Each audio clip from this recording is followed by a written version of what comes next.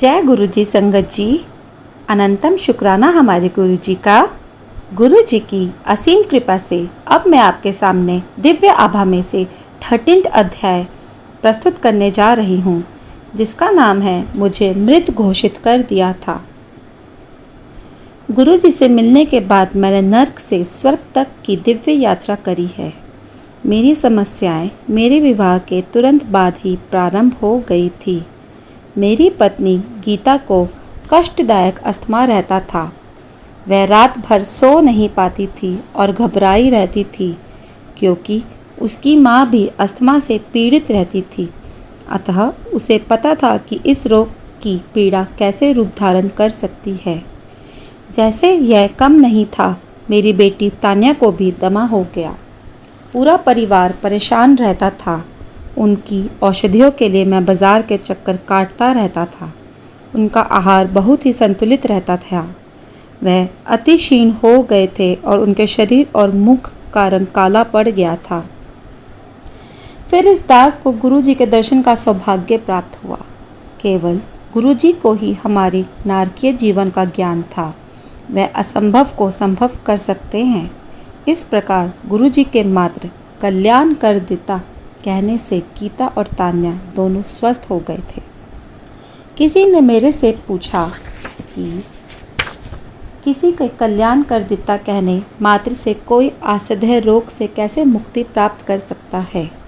वास्तव में वह मनुष्य के लिए यह संभव नहीं है, पर गुरुजी तो स्वयं ईश्वर है और ईश्वर वह कर सकता है जो सामान्यतः सबके लिए संभव नहीं है। गुरुजी के आशीष सर्व फलदायी है। अपनी पत्नी और पुत्री के स्वस्थ होने के पश्चात मुझे लगा कि मैं स्वर्ग में हूँ। थोड़े दिन बाद मुझे गुरुजी की सहायता की आवश्यकता पड़ी। 5 अगस्त 2004 की रात को मेरी छाती में पीड़ा होने लगी। चिकित्सक के पास जाने पर उसने प्राथमिक चिकित्सा देकर मुझे घर लौटकर पूर्ण विश्राम करने को कहा। प्रातःकाल उठने के आधे घंटे बाद वेदना पुनः आरंभ हो गई। उसके साथ ही बाईं बाजू में भी पीड़ा थी। सब लक्ष्य हृदय रोग के थे। चिकित्सक ने पुनः प्राथमिक उपचार करने मुझे लुधियाना के हीरो हार्ट सेंटर में ईसीजी करवाने के लिए भेज दिया। मैंने अपने एक मित्र से मुझे गुरुजी के पास ले जाने की विनती करी।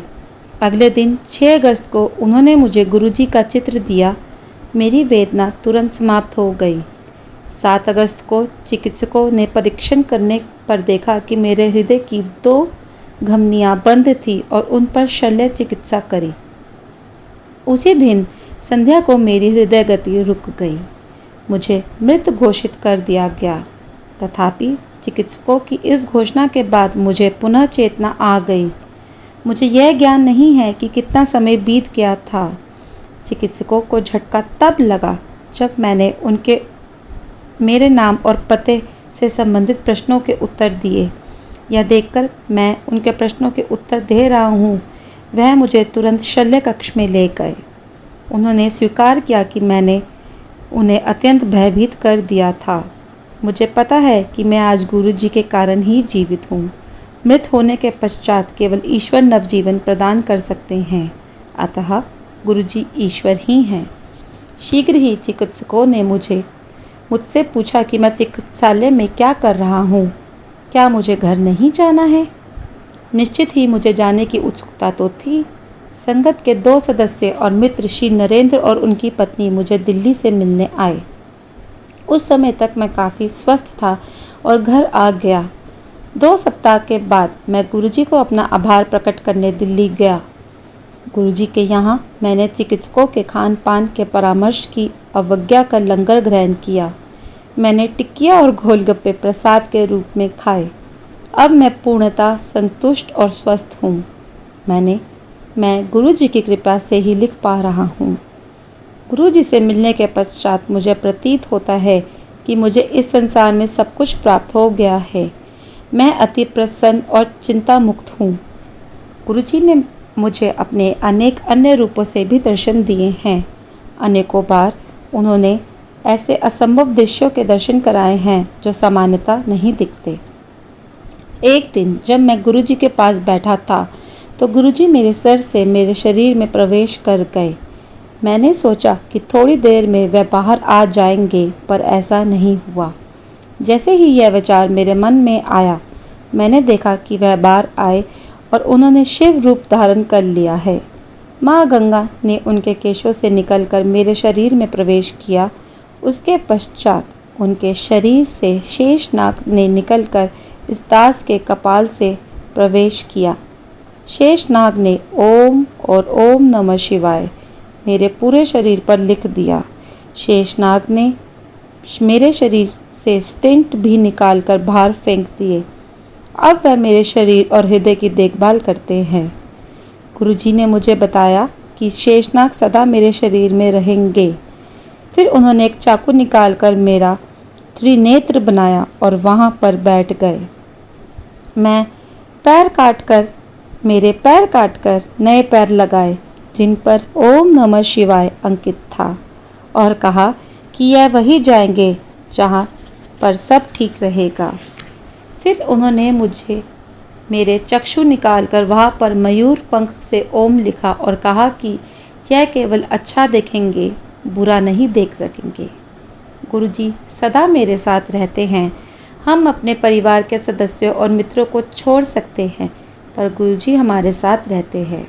वह हमारी समस्त चिंताएं दूर कर हमें आनंद प्रदान करते हैं।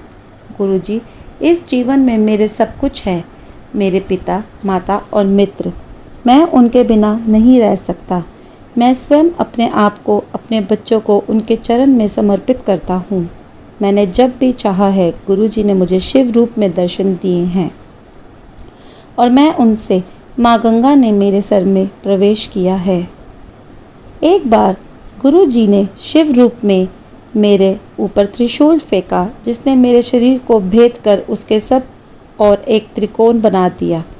गुरुजी ने कहा कि वह सदा मेरे साथ रहेगा। कुछ अंतराल बाद गुरुजी ने मेरा हृदय निकालकर एक नया हृदय दिया और कहा कि अब कभी कोई समस्या नहीं होगी। पिछले वर्ष 17 मई 2006 को मुझे स्वप्न आया कि 2 यमदूत श्वेत वस्त्रों में मेरे पास आए हैं। वह कह रहे थे कि मेरा समय समाप्त हो गया है और साथ चलने के लिए कहा।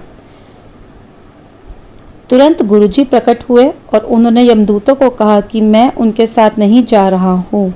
यमदूतों ने गुरुजी को कहा कि वह मुझे ले जाने आए हैं। गुरुजी ने उनको कहा कि यद्यपि मेरा समय समाप्त हो चुका है, मैं अभी पृथ्वीलोक पर और रहूँगा। उन्होंने उन्हें जाने को कहा और वह चले गए, मेरे बिना ही। मैं उठा और समय देखा तो रात्रि के 1:45 बज रहे थे। मेरा हृदय पेंच की भांति कसा हुआ था। गुरुजी ने पुनः मेरे जीवन रक्षा करी थी और मैंने उनका धन्यवाद किया। उन्होंने मुझे बार बार जीवन प्रदान किया है। मेरी उनसे विनती है कि वह 100 जन्मों तक मुझे अपने कमल चरणों में स्थान दे और मैं उनकी अभिलाषा के अनुसार कार्य करता रहूं। मैं अपने आप को उन्हें सुपुर्द करता हूँ। मुझे उनके साथ अपनी अनुभूतियाँ का अधिक ज्ञान नहीं है। जब भी मैं उनकी ओर देखता हूँ, मुझे आकाश से उनके दिव्य रूप पर गुलाब की पंखुड़ियाँ गिरती हुई दिखाई देती हैं। मैं उनकी दया से नर्क से स्वर्ग तक गया हूँ और प्रार्थना करता हूँ कि मैं उनकी आशा के अनुरूप कार्य करता रहूँ और किसी भी कारण से कभी भी विचलित ना हूँ। ओम नमः शिवाय। शिवजी सदा सहाय। ओम नमः शिवाय। गुरुजी सदा सहाय। शुक्राना गुरुजी। अनंतम शुक्राना गुरुजी। शुक्राना संगत जी। संगत जी, please do like, share, comment and subscribe to my YouTube channel Satguru Ki Mauj for more episodes of Divya Abha and Rahmat Guruji. Shukrana Guruji. Shukrana Sangat ji. Thank you.